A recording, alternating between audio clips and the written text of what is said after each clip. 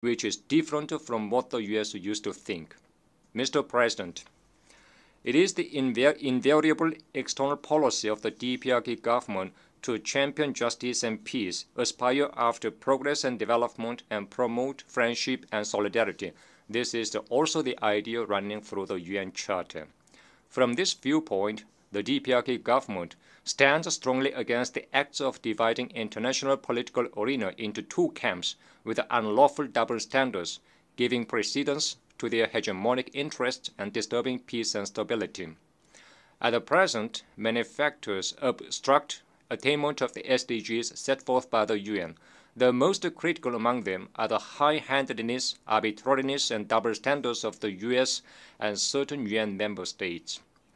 Since October last year, the indiscriminate massacre by Israeli authorities has claimed more than 40,000 Palestinian civilian lives in Gaza Strip, including many children and women, and thus exposed a nation to a complete extinction.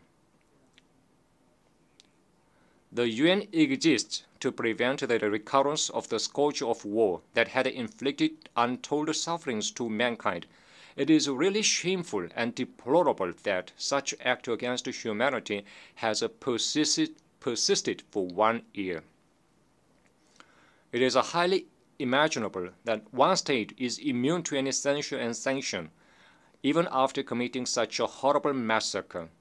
This is entirely due to the patronage of the US, a permanent member of the UN Security Council. The US has vetoed UNSC resolutions on bringing peace to the Middle East on as many as 5 occasions, overriding the wishes of the international community to see the ethnic cleansing stopped by its ally. This is how the US has discredited the authority of the UN and incited crime against humanity. This notwithstanding, the US is branding as a threat and provocation the legitimate exercise of the right to self-defense by a sovereign state, which did not do any harm to anyone. As for the Ukrainian situation dragged on for almost 3 years by the US and Western countries, they are shifting the responsibility on other countries, even though it was the result of eastward expansion of NATO and provision of lethal equipment amounting to astronomical sum of money to their ally.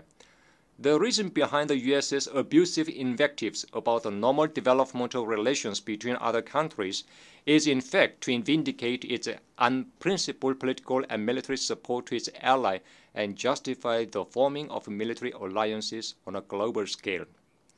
Justice or injustice is judged according to whether the actor is pro-US or an independent country, and the United Nations is misused for political aims of an individual country. Such reality should no longer be tolerated and allowed.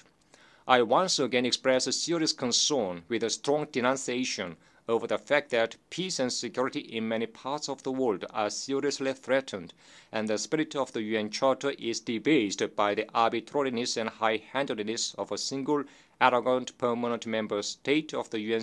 Download Tribun X sekarang, menghadirkan lokal menjadi Indonesia.